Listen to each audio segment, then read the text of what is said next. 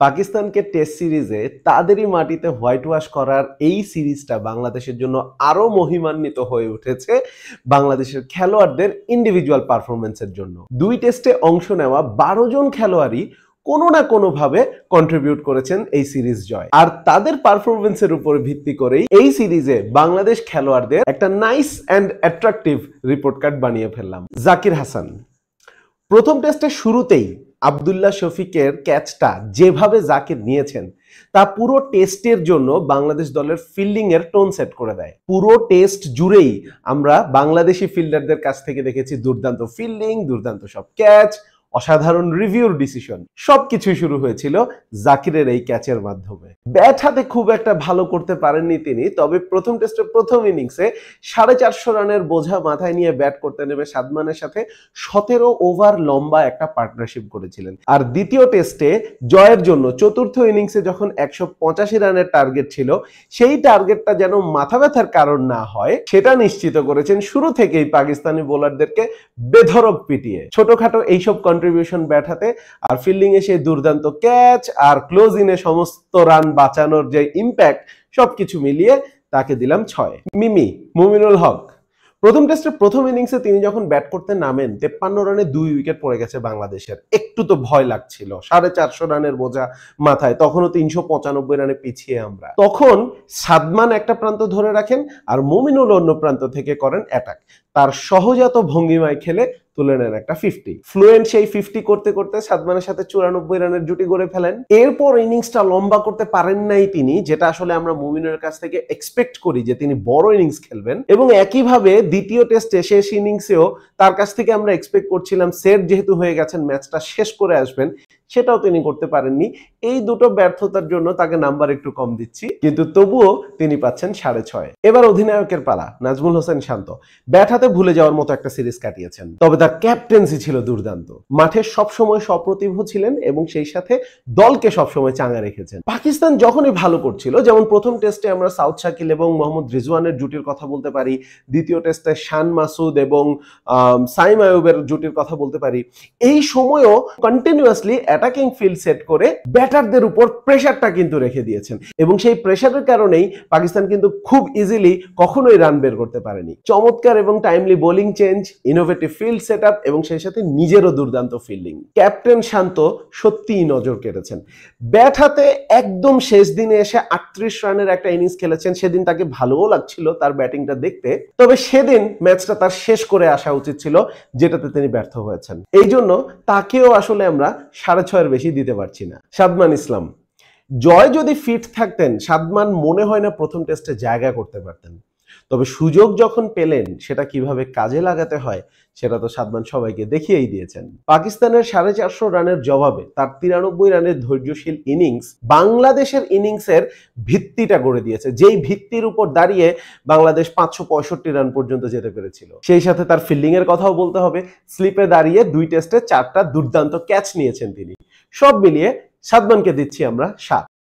Shakib Al Hasan bat হাতে তিনি ব্যর্থ, এটা এক কথায় বলে দিচ্ছি। শেষ টেস্টের শেষ ইনিংসে সেট যখন হয়েছিলেন তখন অপরাজিত থেকে দলের জয় নিশ্চিত করে মাঠ ছেড়েছেন, এটাই ব্যাট হাতে তার একমাত্র সাফল্য। তবে ঠিক সাকিবীয় না হলেও বল হাতে এবং ফিল্ডিং এ খুবই ইম্পর্টেন্ট কন্ট্রিবিউশন ছিল সাকিব আল হাসানের। প্রথম টেস্টের দ্বিতীয় ইনিংসে আব্দুল্লাহ শফিক, সাউদ শাকিল সহ তুলে নিয়েছেন 3টা মূল্যবান উইকেট, যা নিশ্চিত করে পাকিস্তানের লিড এবং বাংলাদেশের টার্গেটটা যেন বড় না হয়। দ্বিতীয় টেস্টের প্রথম ইনিংসে ক্রমশই বিপজ্জনক হয়ে উঠছিলেন বাবর আজম, তাকেও ফিরিয়ে দেন তিনি এবং সেই সাথে সেই ইনিংসে মহা গুরুত্বপূর্ণ এবং চমৎকার 2টো ক্যাচ তিনি ধরেছিলেন। সিরিজে তার তুলে নেওয়া উইকেটগুলোর টাইমিং এবং ইম্প্যাক্ট, সেই সাথে তার ফিল্ডিং এবং ক্যাচিং এর ইম্প্যাক্ট, সবকিছু মিলিয়ে সাকিব আল হাসানকেও আমরা দিচ্ছি 7। শরীফুল ইসলাম দিন যতই যাচ্ছে তার প্রতি মুগ্ধতা তিনি বাড়িয়ে চলছেন। খেলেছেন শুধুমাত্র প্রথম টেস্টে, নিয়েছেন কেবলমাত্র 3 উইকেট, কিন্তু এই 3টা উইকেট ছিল পাকিস্তানের কফিনে ঠুকে দেওয়া 3টি পেরেক। নতুন বলে 2 ইনিংসেই ছিলেন দুর্দান্ত। সেই সাথে ব্যাট হাতে শরীফুলের 14 বলে 22 রান আমাদেরকে শুধু এন্টারটেইনই করেনি, পাকিস্তানি বোলারদেরকে করেছে ফ্রাস্ট্রেটেড, আর বাংলাদেশের লিড যেন 100 ছাড়িয়ে যায় সেটাও নিশ্চিত করে শরীফুলের এই ক্যামিও। শরীফুলকে তাই লেটার মার্কস দিচ্ছি 8। তাসকিন আহমেদ শরীফুলের জায়গায় দ্বিতীয় টেস্টে খেলেন তিনি। সিরিজের সেরা ডেলিভারিটা তিনি করেন দ্বিতীয় টেস্টের প্রথম ওভারেই আব্দুল্লাহ শফিককে বোল্ড করার মাধ্যমে সেই টেস্টের জন্য বাংলাদেশের টোনটা সেট করে দেন এই তাসকিন আহমেদ। এরপর ওই ইনিংসে সাউথ শাকিল এবং আগা সালমানের আরো দুটো মহামূল্যবান উইকেট তুলে নেন। দ্বিতীয় ইনিংসে উইকেট পেয়েছেন একটাই মাত্র। তবে চতুর্থ দিনে যখন পাকিস্তানের উইকেট পড়ছিল না এবং শান মাসুদ এবং সাইম আইয়ুব জুটিটা যখন মনে হচ্ছিল জমে যাচ্ছে, ওই সময় সাইম আইয়ুবের উইকেটটা তুলে নিয়ে তিনি উইকেটের দরজা খুলে দেন বাংলাদেশের জন্য। এই টেস্টে তাসকিনের উইকেট সংখ্যা এবং ইম্প্যাক্ট বিবেচনায় তাকেও আমরা দিচ্ছি লেটার মার্কস 8। দ্বিতীয় টেস্টের চতুর্থ ইনিংসে যে দরজাটা তাসকিন খুলে দিয়েছিলেন, সেই দরজা দিয়ে ঝড় হয়ে ঢুকে পাকিস্তানকে লন্ডভন্ড করে দেন নাহিদ রানা। হি ওয়াজ ফাস্ট, হি ওয়াজ ফিউরিয়াস। প্রথম টেস্টে একটু খরুচে হয়ে গিয়েছিলেন তিনি, দ্বিতীয় টেস্টেও প্রথম স্পেলে একটু খরুচে ছিলেন। তবে যখনই খরুচে হন না কেন, গতির সাথে নাহিদ রানা কখনো আপোষ করেননি এবং এটার জন্য রিওয়ার্ডটাও তিনি পেয়েছেন। প্রথম টেস্টে ক্লিন বোল্ড করেন বাবর আজমকে, দ্বিতীয় টেস্টের প্রথম ইনিংসে তুলে নেন তিনি রিজওয়ানের উইকেট। আর ওই যে ঝড়ের কথা বললাম না, তাসকিনের খুলে দেওয়া দরজা দিয়ে ঝড় হয়ে ঢুকেছেন, সেই ঝড়ে পরপর 3 ওভারে তিনি ফিরিয়ে দেন শান মাসুদ, বাবর আজম এবং সাউথ শাকিলকে। অর্থাৎ পাকিস্তানের ব্যাটিং অর্ডারের কোমরটাই ভেঙে দেন নাহিদ রানা। পরে আরো একটা সহ এই ইনিংসে মোট 4টা উইকেট পান এবং ম্যাচ উইনিং কন্ট্রিবিউশন রাখেন দ্বিতীয় টেস্টে। রানাকে আমরা লেটার মার্কস থেকেও একটু বেশি দিচ্ছি, 8.5। হাসান মাহমুদ নতুন বলে ছিলেন দুর্দান্ত। পার্শ্বনায়কের ভূমিকায় অবতীর্ণ হয়ে প্রথম টেস্টে শরীফুলের সাথে ছিলেন, দ্বিতীয় টেস্টে তাসকিনের সাথে ছিলেন। তবে দ্বিতীয় টেস্টের দ্বিতীয় ইনিংসে পার্শ্বনায়ক থেকে মূল নায়ক হয়ে গেলেন তিনি। 5টা উইকেট নিয়েছেন সেই ইনিংসে তিনি, যার মধ্যে 2টো উইকেট তৃতীয় দিনের শেষ বেলায় তুলে নিয়ে পাকিস্তানের জন্য নির্ঘুম এক রাত তিনি নিশ্চিত করেছিলেন। সেদিন আবার আরেকটা কাজ করেছেন তিনি, বল হাতে মূল কাজটা করার আগে ব্যাট হাতে তিনি অপরাজিত 13 রান করেছেন। এই অপরাজিত 13 রানের মাহাত্ম্যটা কি জানেন? লিটনের সাথে প্রায় 25 ওভার টিকে থেকে 69 রানের মহামূল্যবান একটা জুটিতে কন্ট্রিবিউশন ছিল এই অপরাজিত 13 রান। ম্যাচের কনটেক্সট বিবেচনায় এই অপরাজিত 13 আমার মতে বাংলাদেশের টেস্ট ক্রিকেট ইতিহাসে টেইল এন্ডারদের মধ্যে বেস্ট কন্ট্রিবিউশন। হাসান মাহমুদকে দিচ্ছি 9। Mushfiqur Rahim mister dependable. কেন আসলে বলা হয় বাংলাদেশের যে কোনো ইয়াংস্টারের আইডল হওয়া উচিত মুশফিকুর রহিম? প্রতিনিয়ত সেটা প্রমাণ করে চলেছেন তিনি। গ্রিট, ডিটারমিনেশন, হার্ডওয়ার্ক, দুর্দান্ত মুশফিকুর রহিম। নিজের জাতটা আরো একবার চেনালেন এই সিরিজে এসে। প্রথম টেস্টে তার করা 191 রান কোনো একটা ডাবল সেঞ্চুরির চাইতে কোনো অংশে কম নয়। এই 191 রান পাকিস্তানকে ম্যাচ থেকেই ছিটকে দিয়েছিল। এই ইনিংসের পর পুরো সিরিজে ক্রিজে মুশফিকের উপস্থিতি পাকিস্তানকে মনস্তাত্ত্বিকভাবে যে কতটা প্রেসারে রেখেছিল সেটা প্রমাণ হয় দ্বিতীয় টেস্টের শেষ দিনে মুশফিকের জন্য যখন পরপর 2 বলে পাকিস্তান অধিনায়ক শান মাসুদ 2টো রিভিউ নষ্ট করে ফেলেন। তবে মুশফিক একেবারেই বিচলিত হননি। একজন আদর্শ টেস্ট প্লেয়ারের মতো উইকেটে সেট হয়ে যাওয়ার পর শেষ দিন বাংলাদেশের সিরিজ জয় নিশ্চিত করে অপরাজিত থেকে তিনি মাঠ ছাড়েন বিজয়ীর বেশে। মুশফিকুর রহিমও 9 পাচ্ছেন আমার কাছ থেকে। এই সিরিজটা লিটন কুমার দাসের জন্য একটা পারফেক্ট টেস্ট সিরিজ। 2 টেস্টে 2 ইনিংস ব্যাট করেছেন, দুবারই 50+ রান করেছেন। প্রথম টেস্টের প্রথম ইনিংসে 56 রান করেছেন। কত রান করেছেন তার চাইতেও বড় ব্যাপার হচ্ছে কিভাবে রানগুলো করেছেন। তাদের সেরা বোলারদেরকে অ্যাটাক করে তুলোধনা করে একেবারে তাদের মনোবল ভেঙে দিয়েছেন। আর দ্বিতীয় টেস্টে তো গড়েছেন ইতিহাস, 26 রানে 6 উইকেট।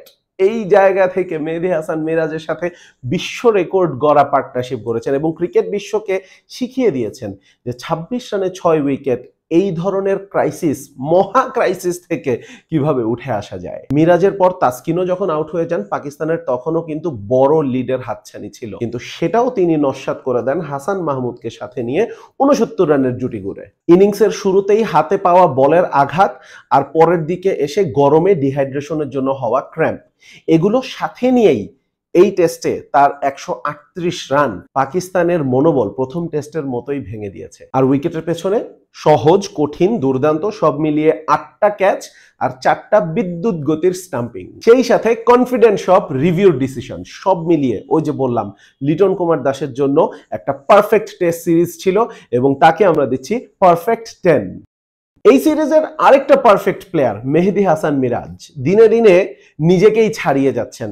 আমরা তো স্বপ্ন দেখছি সাকিব আল হাসানকেও ছাড়িয়ে যাবেন তিনি। 2 টেস্টে 2বার ব্যাট করেছেন, 2টো 50 করেছেন, একবার 4 উইকেট, একবার 5 উইকেট, সব মিলিয়ে 10টা উইকেট নিয়েছেন, সাথে 3টা ক্যাচ।